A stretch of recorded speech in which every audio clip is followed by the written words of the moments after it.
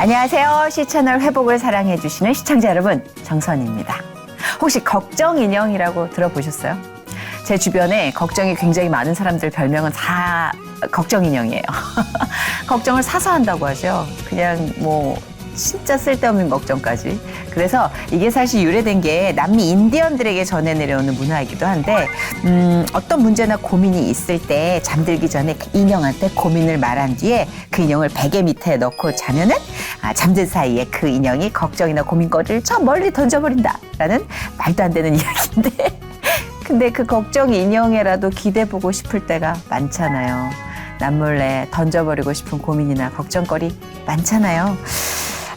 저희는 사실 그런 상징적인 매개가 없더라도 우리의 걱정을 다 들어주시고 흡수해주시고 그 걱정을 녹여서 새로 반죽해서 희망과 기대로 세팅해주시는 주님이 계시다는 게 얼마나 땡큐고 얼마나 감사한 일인지 몰라요. 그죠? 저도 그 사실이 문득문득 떠오를 때마다 진짜 너무 짜릿한 감사를 느끼는데 오늘 모신 이분 왠지 사람들 마음속에 그 걱정 인형으로 주님이 탈란트를 주신 것 같아요. 그냥 이 친구랑 얘기하다 보면 걱정도 고민도 좀 날아가고 행복해지는 그런 느낌? 개그우먼 후배이면서 또 다른 달란트로 지금 새로운 인생을 개척하고 있는 멋진 친구입니다. 잠시 후에 그 일을 소개해 드릴게요. 저한테는 영원한 개그우먼 후배입니다. 장효인 씨 모셨어요. 어서 오세요. 안녕하세요. 안녕하세요. 장효인입니다. 반갑습니다. 우리 네. 효인 씨. KBS 22기 공채 개그우먼이자 현재는 보육교사로 일하는 장효인. 유년 시절부터 돌보고 보살피는 것에 애정이 많았던 그녀가 여러 갈래의 길 중에 선택한 개그맨이라는 직업. 하지만 일본 유학을 가는 등 방황하던 끝에 보육교사라는 새로운 길을 찾고 슬픔 가운데 다시 웃음을 찾게 되는데 주님의 손을 잡고 다시 일어선 장효인의 회복 스토리 지금 공개합니다. 잠시 후에 그 일이 뭔지 말씀드릴게요. 했는데 어린이집 보육교사. 네, 맞아요. 그 일을 그래서 하고 계시죠. 뭔가 요즘에는 소개를 할 때 네. 모든 것들이 저한테는 이제 타이틀이 다 주어진 거니까 개그우먼만 하는 것도 아니고 네. 보육교사만 하는 게 아니니까 그래서 희극인, 보육인, 장효인입니다라고 네, 라임을 좀 맞춰봤어요. 네이밍 잘해 네. 개그맨들. 맞아요. 희극인, 보육인, 장효인. 네. 맞아요. 우리 장효인 씨가 진짜 재주가 많고 그리고 개콘을 통해서 저 친구 너무 알지 팬이지 하는 분들도 반가워하실 것 같아요. 계실까요? 네. 그럼요. 또 기억을 도와드리는 차원에서 잠시 좀 보여드릴까요? 네. 알겠습니다. 그냥 얼굴만 보여드릴게요. 어머 진짜 보육교사 다 되셨네. 그게 아니라 자료 화면이 나가는 건 줄 알고 나는 호흡을 줬지. 개그맨들은 일발장전이 돼 있어요. 그래서 좀 잠깐 보여주시고 막 하고 나온단 말이에요. 근데 갑자기 그럴까요? 아니 우리 어린이집 보육교사 다 되셨네. 웬일이야. 희극인 그 제 장전이 돼야죠. 네. 총알이. 뚜뚜르 그렇죠. 너 나 좋아하냐? 맞아. 개콘에서 지난주부터 괜히 분위기 잡고 야, 너 뭐 나한테 고백이라도 하려고 그러냐?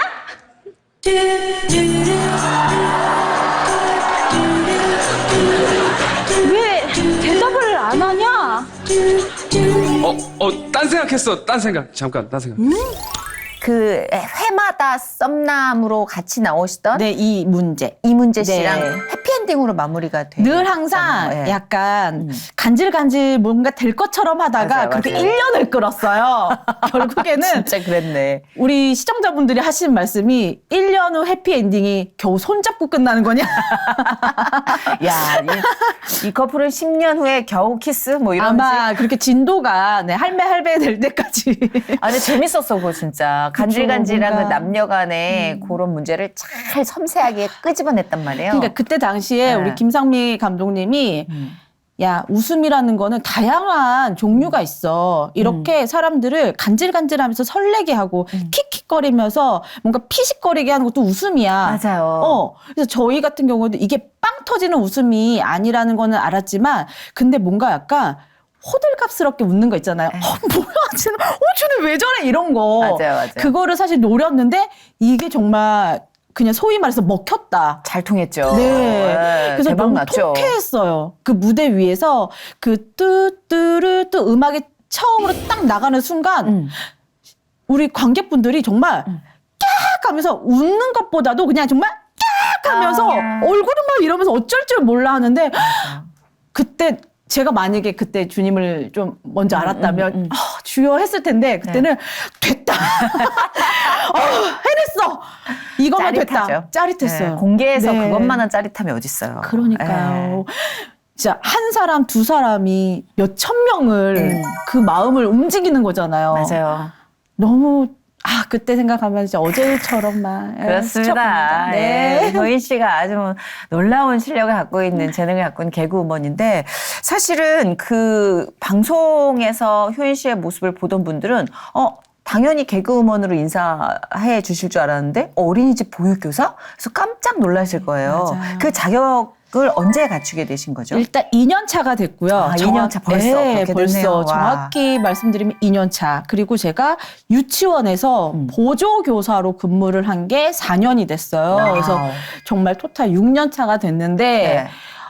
이 아이들하고 함께 있는 이 시간이 그 어른들하고 함께 뭐 공감하고 소통하는 그 시간 이상의 웃음과 우리가 상상치 못한 정말 사소한 걸로 내 마음이 와르르 무너질 정도로 막 녹아요. 그래서 내가 어떻게 하다가 이 일까지 하게 됐지라는 생각을 간혹 하는데 네. 이 일은 나의 진짜 평생 잡이 될 수도 진짜? 있겠다라고 마음을 늘 먹고 있어요. 아니 그 개그우먼으로 우리가 사는 것도 사실 쉽지는 않잖아요. 맞아요. 우리가 근데 이거 그만큼- 언제까지 할 수 있을까? 그렇죠. 그리고 사람을 상대하고 사람에게서 가장 좋은 에너지인 웃음을 끌어낸다는 게 이게 참 힘든 일인데 맞아. 근데 어린이가 대상이라 난 그게 더 어려울 것 같은데. 근데 오히려 네. 제가 아이들을 뭐 웃음을 준다기보다 아이들이 저한테 웃음을 주는데 진짜. 그냥 낮잠 시간이에요. 네. 낮잠 시간인데 조용히 이제 아이들을 재워야 되고 이제 우리 이제 코 자자 뭐 일어나서 이따가 놀이하자 막 이런 시간이에요. 그러면 아이들도 쉿 하고 막 이렇게 정말 귀여워. 막 조용해. 세상 고요해요. 근데 갑자기 누가 뻥 하고 방구를 껴. 근데 이게 뭐라고 네. 갑자기 웃음이 팍 하고 터진 거예요. 근데 이제 저희가 뭐 크크크크 하면 또 아이들도 같이 동요되잖아요. 근데 이제 그러면 안 되니까 이렇게 했어요. 그래서 누가 여기서 방금 뽕 했지? 그랬더니 키키키키키키 하면서 이게 웃음이 이제 갑자기 웃음바다가 된 거예요. 되게 순수한 웃음이 번지는구나. 근데 이제 어른이 방구 꼈다고 생각해요. 일단 냄새부터 다르죠. 네. 소리부터가 데시벨이 다르지. 탁하죠. 굉장히. 불쾌하고 뭔가 나를 그러니까 무시하나? 지금 꼈어? 뭐 이런. 아이들하고 있으면 뭔가 웃음에 대해서 너그러워질 수도 있겠다. 그러니까 모든 걸 다 포용할 수 있는 네. 일단 저만의 그런 뭔가 성찰 시간이 갖춰지는 것 같아요. 아이는 사실 그런 대상이긴 하죠. 근데 맞아요. 사실 아이들을 함께 24시간 뭐 가깝게 다루고 그 함께 한다는 게 저는 어려울 것 같아서 사실은- 어떤 게 더 어려워요? 라는 어리석은 질문을 드리려고 그랬어요. 개그우먼이 더 어려워요? 보육교사가 어려워? 이게 저울질을 할 수 박빙이에요. 있다면 네. 막 내려갔다 올라갔다 하는데 그렇죠. 어리석은 질문이었어요. 왜냐면 지금 제가 진짜 말 그대로 희극인 보육인이라고 말하는 것처럼 정말 매력이 다 다르고 또 힘듦이 다르기 때문에 그렇죠. 여기서 맞아. 부족하면 맞아. 여기서 채워지고 또 다시 올라갔다가 또 이렇게 맞아요. 되는 것 같아요. 그러니까 예능 프로 질문 한번 해보고 싶었어요. 네. 뭐가 더 무서워요? 뭐가 더 그러면 어려워요? 여기서 내가 뭐가 어려워 해야 되는데 이렇게. 여기는 채널이 다르니까. 네, 다르니까. 효연 씨는 언제 데뷔를 했었죠? 제가 정확히 2007년 KBS 공채 개그우먼으로 타이틀을 받았고 2005년부터 이제 KBS에서 개그 사냥이라는 아마추어 개그 프로그램이 있었어요. 거기부터 이제 시작을 했죠. 효인 씨는 그 무명이 길진 않았죠? 길었어요? 왜요? 저는 이제 2005년부터 이제 개그를 시작을 해서 2007년에 KBS K본부 네. 괜찮아요. KBS. 괜찮아요. 네. 개그 콘서트 무대를 올라갔지만 처음에 1, 2년 차는 정말 말 그대로 나 이렇게 쉽게 데뷔해도 되는 거야? 이 대단한 무대 맞아, 이렇게 맞아. 금방 올라가도 되는 거야? 처음엔 모르지. 저도 그랬어요. 뭔가 다 순조롭고 다 이렇게만 되는 좀 건 줄 만만했어. 살짝. 만만하니 진짜로 뭐야 이렇게 어렵게 됐는데 무대 올라가는 거 금방이네. 진짜 이럴 만큼 갑자기 1, 2년은 금방 코너를 또 잘 올라가고 발표하고 막 했는데 어느 순간 주춤주춤 하면서 또 제가 저 개인적인 일들이 있으니 조금 멀리 하게 되더라고요. 그래서 그렇게 1, 2년 바짝 하다가 한 5, 6년 차 때 제가 또 일본으로 유학을 한번 또 갔다 그렇죠. 오고. 네. 그것도 큰 사건입니다. 파란만장합니다. 왜 간 거예요? 난 너무 궁금했어. 잘 되고 있는데? 그렇게 한 6년? 6년 차 정도 됐을 때 내가 이 길이 맞는 건가? 나 지금 잘하고 있는 건가? 근데 나는 열심히 하고 내가 이 일을 좋아서 이렇게 뛰어들었는데 내 생각하고 또 다르네? 그래서 그 1, 2년 차에 이거 뭐야? 라고 내가 우쭐댔던 그 마음이 갑자기 정말 누가 뒷덜미를 확 잡아당긴 것처럼 주저앉게 된 거예요. 근게 그렇더라고요. 근게는 뭐야? 그러니까. 근게. 네, 그러니까 2년 차부터 이게 현타구나. 그러니까 현실이 만만치 않다는 사회 거. 초년생의 그런 패기가 이제 맞아요. 현실과 딱 그 맞부딪히는 오죽한 비기너스 럭키. 도박이나 맞아. 네. 사회 초년생이나 누구에게나 네. 빵긋 웃어주는 잠깐의 잠깐 때에 찰나. 흔들리지 말아라 네, 맞아요. 하잖아요, 선배들이. 그때 이제 막 빠져들고 막 파고들고 하잖아요. 근데 근데 그러다가 5년 차가 되니까 갑자기 위축이 된 거예요. 왜냐면 제 바로 윗기수가 이제 박나래, 김경아. 세네. 네, 벌써 세요. 근데 그 윗기수가 신봉선, 정경미, 뭐 난리 났네. 그 윗기수가 강유미, 안영미. 비는 기수가 네, 없었네요. 그러니까 제가 막내니까 그때는 참신한 맛에 할 수가 있었는데 제 밑으로는 또 바로 이제 들어온 우리 후배들이 오나미, 김민경. 와, KBS 그때 셌네. 어마어마하잖아요. 네. 그리고 그 다음이 뭐 김영희, 신보라, 뭐 막 이렇게 이제 뭐 막 진짜 이렇게 낑기는 거예요. 많이 꼈네. 네, 많이 꼈어요. 그래서 이제 그러다 보니까 이제 현실이 진짜 눈앞에 보이기 시작한 거야. 이제 여긴 정말 경쟁이구나. 전쟁터구나. 내가 어떻게 이 사람들하고 싸우려면 나의 무기는 무엇인가? 경쟁력은 나의 장효인이라는 브랜드의 가치는 무엇인가? 근데 없는 거예요. 어차피 우리가 다 동네에서 제일 웃긴다는 사람들이 모인 거죠. 맞아요. 전국 팔도가 진짜. 그렇죠.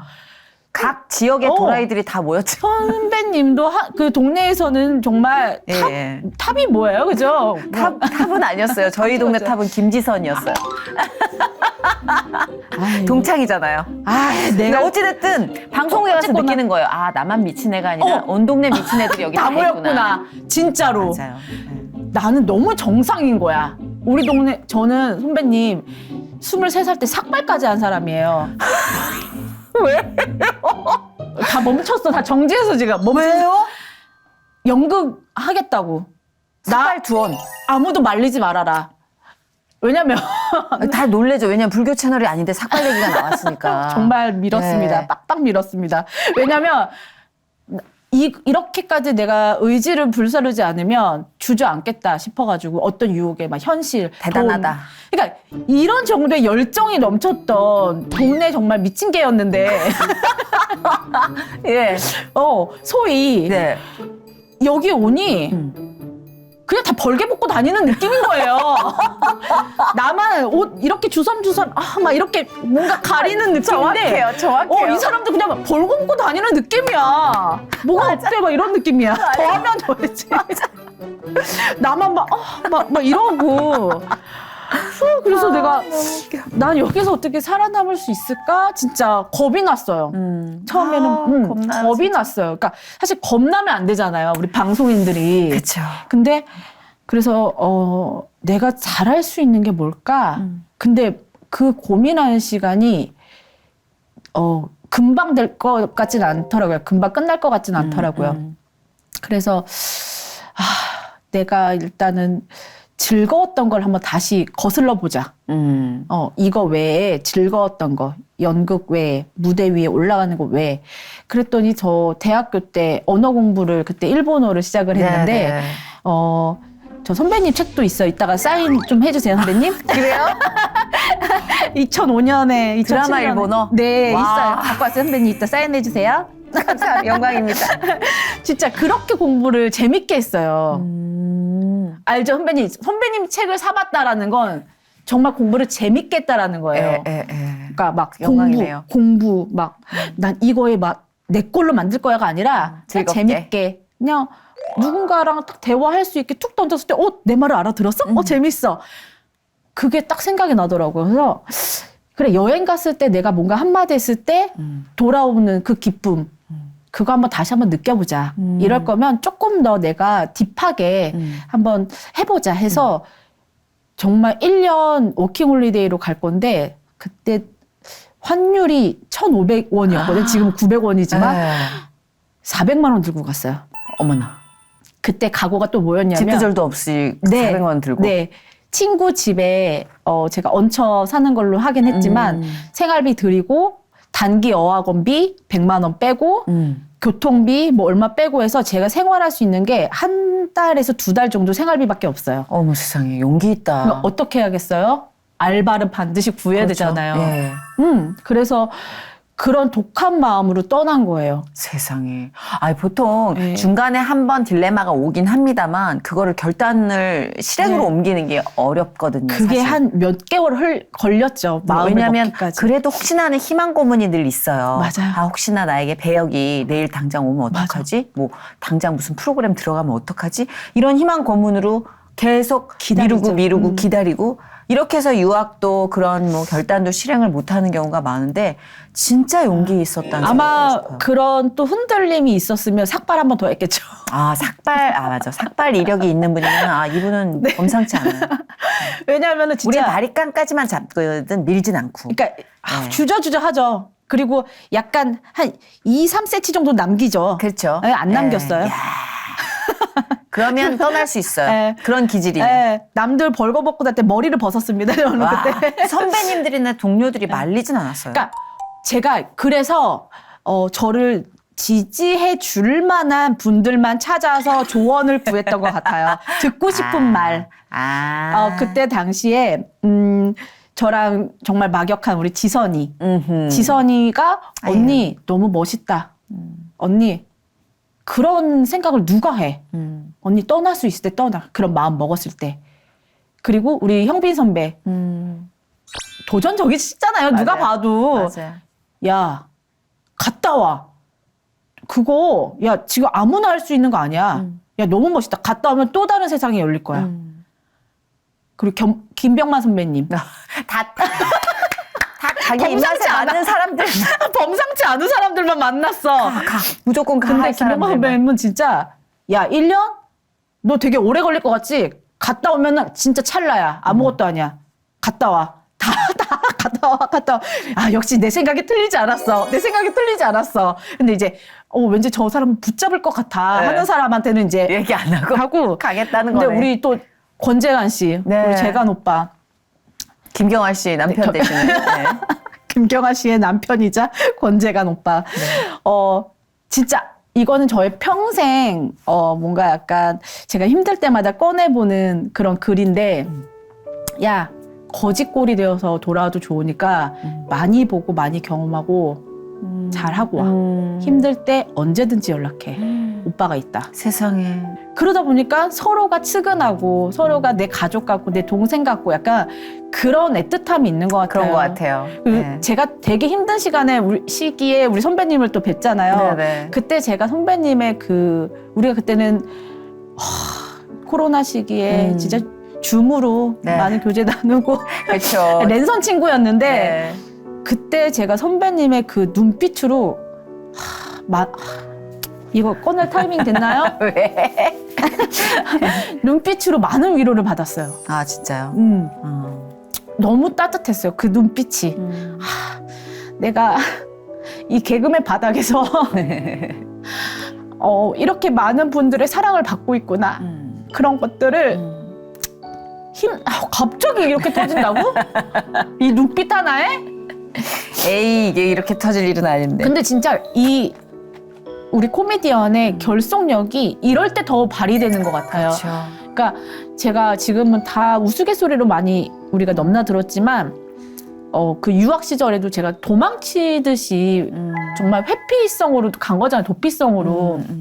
근데 그때도 제가 이 친구들한테 이분들한테 라고 생각하는 분들한테 연락도 많이 받았고 정말 먹고 싶은 것들 막 보내주시고 그러니까 그런 약간 뭔가 내가 이 사람들한테 사랑을 받지 못한다라고 느껴서 나는 여기를 벗어나고 싶어서 도망치듯이 갔는데 돌아보니 다 내 주위를 감싸고 있었던 거예요. 주여.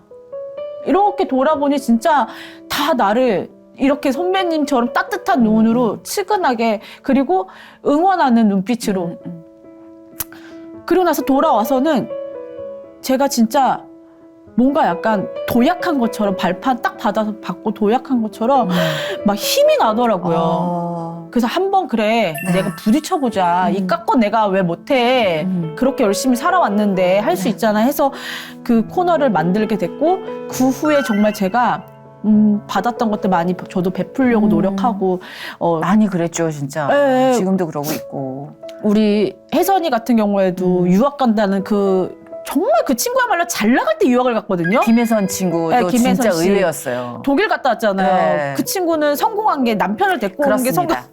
가장 큰 결실이 아우 아니었나. 눈물 나. 콧물 나. 이번에는 콧물이 나네. 이제 콧물이 난대. 갑자기 나는 유학을 갔다 왔는데 맨몸으로 왔다고. 근데 그 친구는 남자를 데리고 왔다고요. 아니 내가 그러려고 갔다 오라고 그랬어? 난 너무 갑자기 눈물이 쏙 돌아가네. 그러니까 약간 우리가 그런 약간 큰 뭐 유대감, 큰 교류 막 이런 거 없어도 뭔가 약간 누군가가 여기를 벗어나고 싶을 땐 얼마나 마음이 힘들까 뭐 이런 거 있잖아요. 맞아. 말하지 않아도 아는. 내가 그 고통과 힘듦과 초조함과 이 모든 실망, 그 감정을 경험한 사람은 그걸 길게 설명 안 해도 아니까. 알아. 맞아. 아니까 맞아요. 옆에 앉아 있을 수도 있는 거고 안아줄 수도 있는 거고. 손도 잡아줄 수 있는 거고. 그런 것 같아요. 그래서 제가 지금은 우리 희극인 우리 동료들을 좀 그냥 가족 이상으로 마음을 나누고 있지만 지금은 이제 우리 선생님들하고도 제가 많이 나누고 있거든요. 네. 그게 저의 또 한 사명이라고 생각해요. 왜냐면은 제가 이 길로 들어선 것도 하나님 만나고 나서 그러면 아예 일을. 이제 개그우먼으로 활동을 안 하시고 어린이집 보육교사로 삶을 사시기로 결단을 내리신 거예요? 저 작년에 계승자 갔다 왔잖아요. 개그 프로그램 다시 하고 왔습니다. 그러니까. 기회만 오면 그죠? 언제든 무대는 설 수 있지만 그래야 애들도 좋아해요. 애들보다 우리 예. 부모님이 좋아요. 그래요? 아니 애들도 왜 우리 선생님 텔레비 나왔다 뭐 근데 텔레비전 이미 나왔다, 뭐 이러면서 우리 아이들은 재밌는 선생님이라고 다 알고 있어요. 아유 재미없을 리가 없어요. 근데 진짜 궁금한 건 뭐 유학을 가게 된 결심은 네. 알았단 말이에요. 근데 어린이집 보육교사로서의 길은 네. 왜 선택하게 됐는지도 궁금해요. 그 계기가. 어릴 때부터의 저의 꿈은 뭐 유치원 선생님, 사육사, 뭐 연예인이라고 말하기는 뭐하지만 그때는 코미디언. 근데 저는 대부분의 꿈을 지금 다 이룬 그렇네요, 상황이거든요. 진짜. 뭐 작가도 되고 싶었고 네. 다양하게 다방면에 관심이 많았는데 공부하겠다는 꿈은 없네요. 그러고 보니까. 그게 다 인생 공부 아닌가요? 맞아요. 네, 평면이 아닌 입체적인 네. 공부잖아요. 왜냐하면 제가 꾸던 이 꿈들은 생각해보면 누군가를 돌봐주고 웃음을 주는 그런 일들이더라고요. 맞아요. 그게 다 통하고 있잖아요. 네, 제가 사육사는 못됐지만 유기견 봉사활동을 통해서 동물들과 함께하는 시간도 많이 가졌고. 아니야, 나중에 한 60대에서는 침팬지랑 같이 걸릴 것 같아요. 교감할까요? 화면에. 같이? 네, 교감. 화면에 이렇게. 제인구달처럼 한국의 제인구달 이러면서 그건 모르는 거예요. 진짜 모르는 거죠. 왜냐면 그건 나이가 없기 때문에. 맞아요. 네. 그리고 저는 꿈을 하나만 갖고 있는 건 이제 시대착오적인 발상이라고 맞아. 생각해요. 제가 그걸 네. 몰랐는데 본의 아니게 시대에 맞게 잘 살아가고 있더라고요. 그럼요. 왜냐면 그때 제가 직업을 바꿔야 되는 그런 시기가 왔을 때 다들 의아했거든요. 야, 이거나 잘하지 하는 분들도 좀 계셨단 그쵸, 말이에요. 그게 옛날 방식이죠. 이거나 잘하지. 근데 지금 보면 우리 후배들도 다양하게 많이 활동하고 그럼요. 있잖아요. 여러 가지로. 그러니까 네. 나 선구자야? 약간 그런 약간 느낌인데. 그런 느낌? 근데 이 시험 보고 막 준비하고 또 이런 과정이 있지 않아요? 있어요. 다 뭐 자격증도 다 취득을 했고 네. 공부도 다 했고. 와, 근데 대단하다. 어쨌거나 뭐 어머님이 갑자기 진짜 갑자기 돌아가셨어요. 아, 그렇죠, 어머니. 어, 그게 좀 효인 씨한테 제 굉장히 인생 충격이었죠. 예, 뭔가 약간 구멍이 정말 커다란 구멍이 블랙홀이 뻥 하고 뚫리는 일이었는데 누구나 그렇잖아요. 가까운 사람과의 이별은 상상도 안 되지만 그렇죠. 상상을 한다고 해서 그게 뭔가 현실감이 있지도 않고 그쵸. 내 눈앞에 벌어졌다고 해서 이걸 받아들이기까지도 쉽지 않고 그럼요. 사실은 그 슬픔을 대비한다고 해도 덜 슬프진 않죠. 그러니까 제가 그 생각을 했어요. 어떻게 하면은 뭐 이별을 잘할 수 있을까요?라는 글을 봤는데 죽음이라는 건 대비를 하고 준비를 하고 우리가 예측을 한다고 해도 막상 맞닥뜨리면 숨이 턱 막혀요. 털이 막히죠. 근데 정말 엄마가 눈앞에서 쓰러지셨고 아, 그러셨구나. 심폐소생술도 제가 했어요. 아휴. 근데 그때는 살려야 된다라는 것밖에 없으니까 아버지는 완전 패닉이셨고 그래서 119 부르고 막 그런 과정 있잖아요. 응급실 가고 원래 이제 만약에 엄마가 거기서 돌아가셨으면 심장마비였어요. 근데 중환자실로 가서 이제 뇌사 판정을 받으셨는데 그 하루 이틀 사이에 제가 할 수 있는 게 없잖아요. 그때 저도 갑자기 기도를 하게 됐어요. 정말 뭐에 홀린 듯. 뭐 살려주세요부터 해서 뭐 정말 저한테 이런 기적이 일어난다면 교회 열심히 다니겠습니다. 정말 그런 신락 같은 그러다가 저를 오랫동안 저를 위해서 기도한 친구가 있거든요. 대학 동기인데 슬쩍 이렇게 뭐 주보 같은 거 주면서 언니 뭐 이런 거 교회 한번 갈까? 뭐 언니 이번 주에 어떤 행사가 있는데 연예인 누가 온다는데 한번 가볼까? 이런 친구가 있어요. 갑자기 그 친구가 생각이 나는 거예요. 엄마가 지금 쓰러졌다. 나 교회 가서 기도 좀 해야 될 것 같다. 너의 기도 힘 좀 빌리자.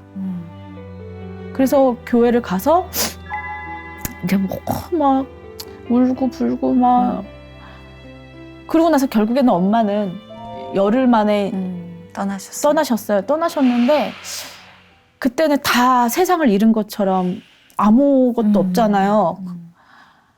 조금 회복이라고 말하기는 그렇지만 마음이 조금씩 이제는 인정이 될 때쯤 아 엄마 없구나. 나 지금 힘들구나.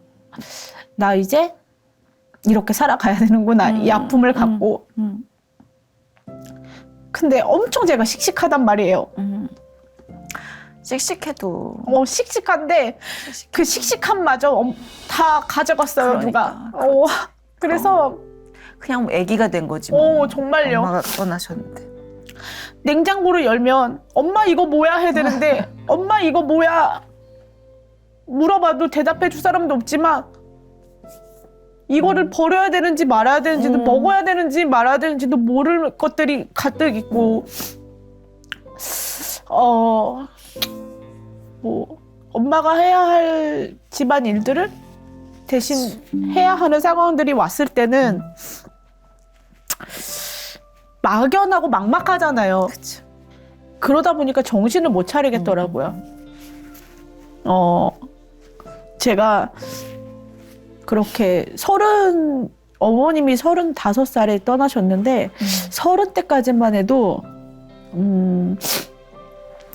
굉장히 제가 독립적이고 좀 의지를 좀 안 하려고 하는 편이고 힘들다라는 얘기도 잘 안 하고 속 얘기도 잘 안 하고 그러다 보니까 이렇게 아픈데 터널 공간이 없는 거예요. 진짜 한 1년 반 넘게 사람들도 만나지 못하고 바깥 생활을 못했어요. 그때는 인지하지 못했지만 공황장애, 대인기피증, 뭔가 여러 가지 뭔가 트라우마, 엄마가 구급차를 타고 응급실을 갔을 때 저도 이제 뒷차를 따라서 구급차를 타고 따라갔거든요. 같이 못 있게 하더라고요. 엄마가 너무 심각하니까 그런 막 사이렌 소리에 대한 트라우마. 그래서 정말 저 스스로가 지금 문제가 있다라고 인지하기 전까지는 뭘 못했어요. 근데 정말 딱 1년째, 1년 됐을 때 그 친구, 그 기도해줬던 친구한테 전화를 했어요. 나 교회 갈래. 그랬더니 그냥 언니 일단 나와. 근데 제가 바깥 생활을 할 수가 없는 상황인데 저희 집은 동탄이고 그 교회는 용인이에요. 아휴. 내가 운전할 수 있을까라는 생각도 하지 못하고 그냥 갔어요. 네. 그게 저의 첫 사회생활이 된 거예요. 그 아픔 있고 나서. 교회 가서 뭐 누군가와 교제하는 건 아니지만 우리는 뭐 주님과 교제가 1번이지만 근데 저는 그것도 할 줄 몰랐고 그냥 이 친구가 늘 항상 기도해주고 응원해주고 격려해주고 걱정해주고 그 마음이 너무 고마워서 교회를 간 거예요. 그렇게 한 달을 갔는데 찬송을 들을 때마다 그렇게 눈물을 흘리는 거예요. 그게 은혜 받은 거죠, 사실은 그때. 근데 그것도 모르고 여기만이 내가 마음로 구울 수 있는 공간이야. 그리고 나서 한 석 달 정도 됐을 때 처음 기도를 해봤어요. 주변을 좀 돌아볼 수 있는 뭔가 조금의 여유가 생겼어요. 네. 다들 이렇게 뭐 손 두 손 모아서 기도하는데 저 사람들은 어떤 힘듦이 있고 어떤 간절함이 있길래 저렇게 기도를 할까? 나도 그냥 내 마음에 있는 얘기를 한번 해볼까? 그래서 그때 처음 했던 기도가 사람답게 살게 해주세요. 일상을 회복하고 싶습니다. 그냥 일상생활 할 수 있게 해주세요. 그런 기도만 했어요. 그러니까 뭐 방송을 하게 해주세요가 아니라 그냥 사람답게 살게 해주세요. 사람답게 살고 싶어요. 밖에 나가서 사람 만나고 웃고 떠들고 괜찮은 척이 아니라 괜찮아지고 싶어요. 그렇게 한 2, 3주 똑같은 얘기만 반복했어요. 그러다가 갑자기 어느 날 유치원 교사인 저희 사촌 동생이 언니 우리 유치원에 보조 선생님이 안 구해져가지고 너무 힘들어. 어떡하면 이렇게 선생님들이 안 구해질까? 근데 그건 뭐 하는 건데? 했더니 교사들 도와주고 애들 같이 놀아주고 그런 거 하는 거야. 그건 자격증 없어도 돼? 자꾸 저도 모르게 이 얘기 빠져드는 거예요. 네네. 그거? 뭐 일단 애들 교육하는 거에만 관여 안 하면 자격증 없어도 돼. 처음에는 막 이러더라고요. 그럼 나 그거 해볼래. 뭔가 약간 왜 그냥 TV에서 맛있는 음식이 나오면 저거 맛있겠다 이렇게 하는 것처럼 생각이 왜 뭐 생각해서 내가 뭐 저거를 어디 저기 어느 집이야 이게 아니라 그냥 왜 무의식 중에 본능적으로 나오는 말 있잖아요. 나 그거 해보면 안 돼? 나 그거 해보고 싶은데? 얘가 놀란 거예요. 왜냐면 제 상사를 너무 뻔히 아니까. 그랬더니 내일 원장님한테 물어볼게. 언니 혹시 면접이라도 볼 수 있는지. 그게 바로 그렇게 일사천리로 성사가 된 거예요. 그랬구나. 일주일 만에 그 얘기 제가 기도한 지 2주, 이 얘기 나온 지 일주일 만에 9월 1일 첫 출근을 했어요. 정확히 기억나요. 그래서 이게 이게 인생이다라는 생각이 없었어요. 그냥 제가 기도했잖아요. 일상을 살고 싶다고. 그냥 남들 일어날 때 일어나서 출근 준비하고 나가서 아이들하고 놀고 그리고 퇴근하고 와서 집에서 쉬고 자고. 어느 순간 제가 일상생활을 하고 있는 거예요. 남들 하는 것처럼. 그리고 선생님들하고 친해지면서 밖에 나가서 밥도 먹고. 아이고. 그렇게 1년을 보내고 나니 나 지금 이거를 이렇게 지치지 않고 힘들어하지 않고 1년을 한 거라고? 그러고 나서 이제 교회는 당연히 꾸준히 나갔죠. 제가 이걸 깨달은 순간 다시 한번 기도를 했어요. 네. 저의 일을 다시 또 하고 싶습니다. 저의 욕심이라면 그만큼만 주세요. 할 수 있는 만큼만. 뭐 개콘 안 나가도 되고 괜찮으니까 그냥 제가 방송 활동을 할 수 있는 뭔가 용기가 있고 가능성만 있다면 저 그렇게 조금씩 넓혀 가겠습니다. 이거 기도 들어주시면 헌금할게요.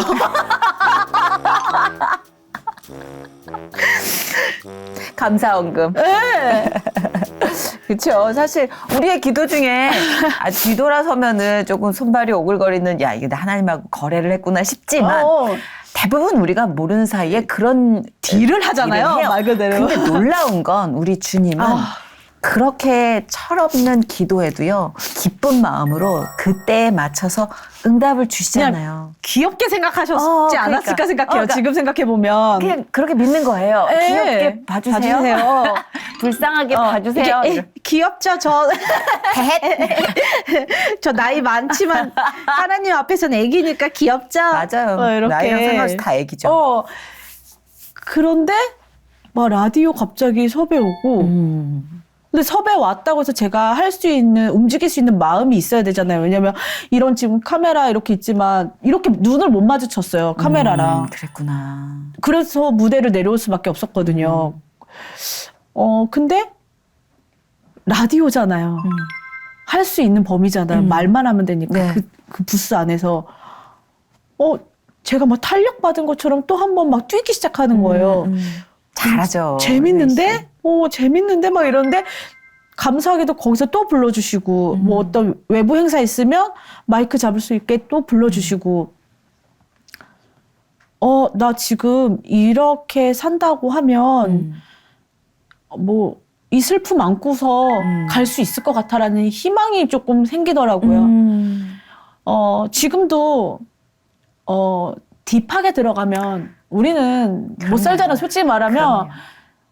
그거를 자꾸 떠올리려고 하면 힘들잖아요. 그럼요, 그러니까 자꾸 그럼요. 모르는 척 자꾸 묻어두고 숨기고 감추면서 살아가는데 그 순간에는 그렇게 해서라도 살 수 있겠더라고요. 그렇게 해서 1년, 2년, 3년이 흘렀는데 지선이 얘기를 자꾸 안 할 수가 없어요. 항상 우리 붙어 박지선 네, 씨. 박지선이. 네. 저랑 단짝이었고 제가 너무나 친한 단짝이었죠. 네, 그러니까 거의 동기들 간에 짝꿍들이 있어요. 근데 맞아요. 저의 짝꿍이었는데 그때 이제 지선이가 언니 너무 행복해 보인다. 언니 너무 좋다. 왜냐면은 어머님 돌아가신 것도 제일 먼저 알았던 친구여서 제일 먼저 손잡아줬고 그렇게 해서 이제 제가 다른 일을 할 때마다 늘 항상 응원과 격려를 해줬던 친구인데 정말 나름의 안정감을 갖고 있을 때 우리 또 친구가 또 떠났죠. 너무 큰 충격이어서 네. 저는 사실 너무 아끼고 사랑했지만 그만큼 제가 정성을 들이지 못했다는 죄책감이 다 그러셨을 컸는데 거예요.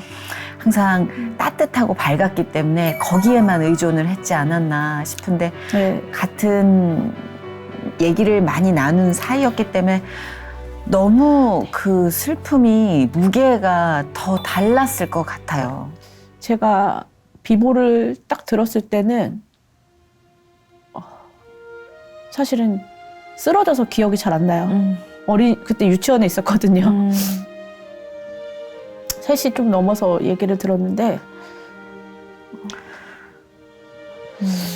근데 그 전에 저는 이제 이 친구가 많이 아파하고 힘들어한 거를 알아서 기다리고 있었어요. 연락을. 근데 이런 연락이 올 줄 몰랐어요. 그렇죠. 우리 누구나 다 상상하지 못해요. 네. 이런 상황을. 그래서 많이 미안하고 그러면서도 제가 다 사랑하는 사람들이 떠나니까. 뻥 하고 떠나니까 힘이 없는 거예요. 근데 그때 주변에서 이제 연락이 와서 보듬어주고 잡아주고 일으켜주고 그 시간을 어떻게 버텼는지 저는 모르겠지만 저의 동료들이 우리 선배님들이 잡아줬겠죠. 기억이 안 나는 게 맞을 거예요. 아마 네. 그게 너무 한꺼번에 많은 일이 일어나면 기억이 없지만 저는 그쵸. 그 기억이 없는 게 하나님의 은혜인 것 같아요. 그거를 어쩌면 하나하나 다 기억할 수 없다는 네. 게. 근데 분명히 하나님께서 정말 하고 싶은 말씀도 많고 들어줄 이야기도 많지만 지금은 아니니까 하면서 동료들과 선배들과 효인 씨를 사랑하는 네. 많은 분들을 쓰시지 않았을까. 그래서 그때 제가 만약에 어머님을 먼저 떠나보내면서 주님을 만나지 않았다면 내 맞아요. 삶이 어떻게 됐을까를 생각 잘 안 하지만 딱 떠올렸을 때 제가 너무 힘든 시기에 딱 떠올렸을 때 혼나는 기분이었어요. 정신 차리라고. 근데 그게 주님 아니면 할 수가 없는 일이었거든요. 그 여호수아 강하고 담대해라. 강하고 담대하라. 두려워하지 말고 놀라지 말아라. 내가 너와 함께 하겠다. 그게 갑자기 확 온 거예요. 그래. 담대해지자. 두려워하지 말자. 분명히 주님은 한 분이시지만 내 주변에 있는 주님의 자녀들이 이렇게 붙잡아주고 있는데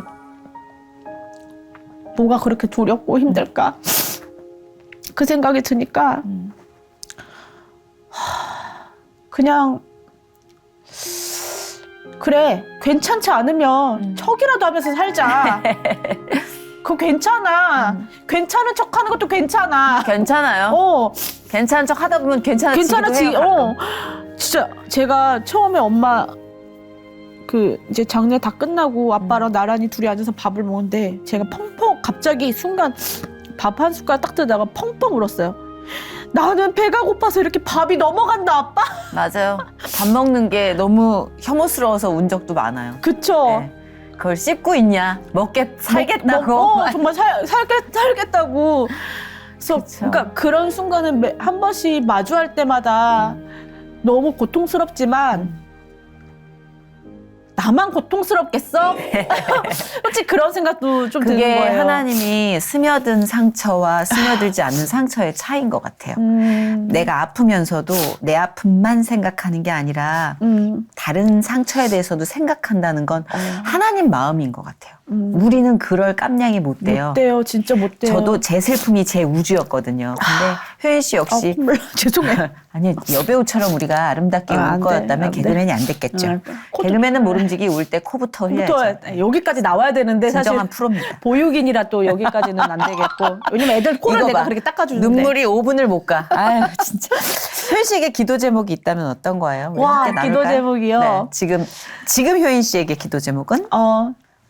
일단 물론 저의 지금 늘 항상 에브리데이 생각하는 거는 모든 사람들의 행복이거든요. 오. 진짜로 행복을 느낄 수 있는 마음을 키우는 거.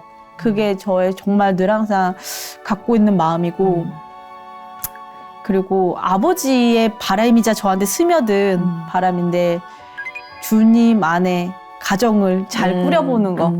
사실은 저는 결혼 생각이 없는데 아니 그거는 뭐 근데- 열어놔야 돼요. 근데 네. 이건 또 제가 결정할 일이 그러니까, 아니에요. 네, 그러니까. 주시면 가야죠. 그러니까 열어놔야죠. 네, 그래서 정말 이렇게 믿음 좀 좋고 저를 잘 이끌어줄 수 있는 정말 신앙심 좀 있으신 분 만나서 잘 예쁜 가정 만드는 거. 아멘.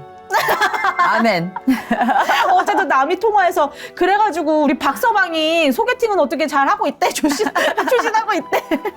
잘 추진해 주시길. 네, 그러니까 그런 거 기도 지금 하고 있고. 맞아요. 효연 씨는 어린아이의 존재, 그 소중함, 그 웃음, 눈물 이것까지 다 지금 배워가고 있고 알고 계시는 분이기 때문에 예쁜 가정을 진짜 꾸릴 수 있을 것 같은데 이 또한 하나님께서 하시는 거니까. 네, 그럼요, 네. 그럼요. 그건 각자의 또 몫이 있어요. 이렇게 내 몫의 텃밭이 있지 않겠습니까? 네, 그렇죠. 효인 씨 몫의 텃밭을 또 하나님은 어떻게 꾸며주실지 네. 기대가 됩니다. 감사합니다. 다음에는 저 예쁜 가정 이렇게 네네. 꾸렸습니다 하고 예, 이거 여기서 그것도 괜찮아요. 네. 예, 회복에 또 나와가지고. 만삭의 몸으로 나와주셔도 좋습니다. 만삭의 네. 몸을 기대하며. 네, 괜찮습니다. 네. 아, 오늘 효인 씨 덕분에 제가 덮어놨던 감정도 많이 또 새록새록 생각이 났고 감사도 새록새록 뜨거워졌고 여러모로 자극이 되는 시간이었던 네. 것 같아요. 감사합니다. 너무 감사해요. 저도요. 네. 계속해서 우리는 정기적인 만남을 가질 네. 것이고 계속해서 중보하고 네. 또 뜨겁게 감사합니다. 기도할 네, 겁니다. 선배님의 또 건강을 위해서 또 기도하겠습니다. 감사합니다. 그럼 만삭을 위해서 건강 바뀌면 안 돼요? 네, 바뀌면 안 돼. 바뀌면 곤란해요. 곤란해요. 네. 자, 오늘 네. 효인 씨와 함께한 시간 여러분들 축복해 주시고 보내주신 하나님께 감사드리면서 이제 네. 안녕. 안녕. 감사합니다.